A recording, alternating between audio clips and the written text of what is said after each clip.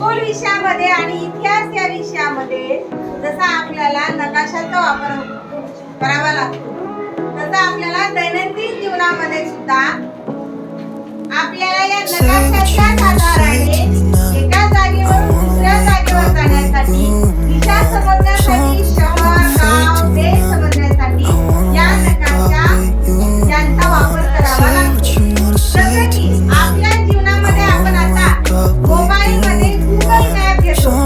Google map म्हणजे एक प्रकारचा आपला प्रात्यक्षिक असलेला नकाशा. मग गुगल मॅपवर आपल्याला जगाच्या पातळीवर आपण कुठे राहतो, कोणत्या देशात राहतो, राज्यात राहतो, गल्लीत राहतो, कॉलनीत राहतो, एवढ्या लहान लहान गोष्टी आपल्याला आज या आधुनिक तंत्रज्ञानाच्या आधाराने आपण माहिती करून घेतो. जसं की समजा गुगल मॅपवर आपण गेलो तर लिहिलो आपल्याला या ठिकाणचं अंतर किती आहे हे मला जायचं आहे. त्या ठिकाणी आपण त्या प्लेसचं नाव टाकलो की तो आपल्याला त्या प्लेसला जाण्यासाठीचा मार्ग सांगतो. तशाच प्रकारे प्राचीन भारतामध्ये गुगल मॅप नव्हतं.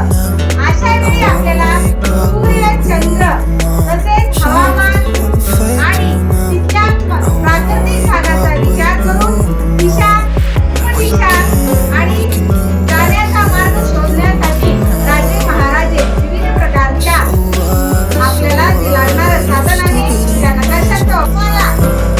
बघा, भारत राष्ट्रीय नकाशा आणि दुसरे सूची. सूची म्हणजे चिन्ह. या नकाशामध्ये जे काही असे चिन्ह दिलेले आहेत त्या नावाने ते ठेवलेले असतात. जसं की स्टारमध्ये दाखवलेलं आहे दिल्ली. दिसलं का? भारताची राजधानी दिल्ली. तिथली राजधानी दिल्ली. देशाची राजधानी दिल्ली. चिन्ह आहे स्टार. कारण देशाची राजधानी या नकाशामध्ये येतो. नकाशा राजकीय नकाशा. भारत राजकीय नकाशा. नकाशाचे विविध प्रकार असते. समजा आपल्याला पर्यटन करायचे तर पर्यटनासाठी आपल्याला प्राकृतिक नकाशा घ्यावा लागतो. तिथे तुम्हाला पर्यटनाची केंद्र, किल्ले, साहित्य, परत राजवाडे जे काही तुम्हाला फिरायचं आहे ते तुम्हाला दाखवते. डोंगराचे प्रदेश वगैरे खानाखुणा करून दाखवलेले असतात. राजकीय नकाशा. आता भौगोलिक नकाशा असतो. नकाशामध्ये तुम्हाला सुरुवात करायची आहे दिशा.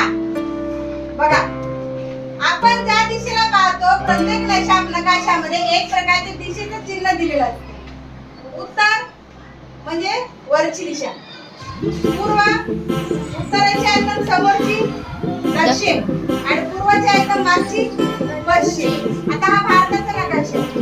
बरोबर. गुजरात राज्य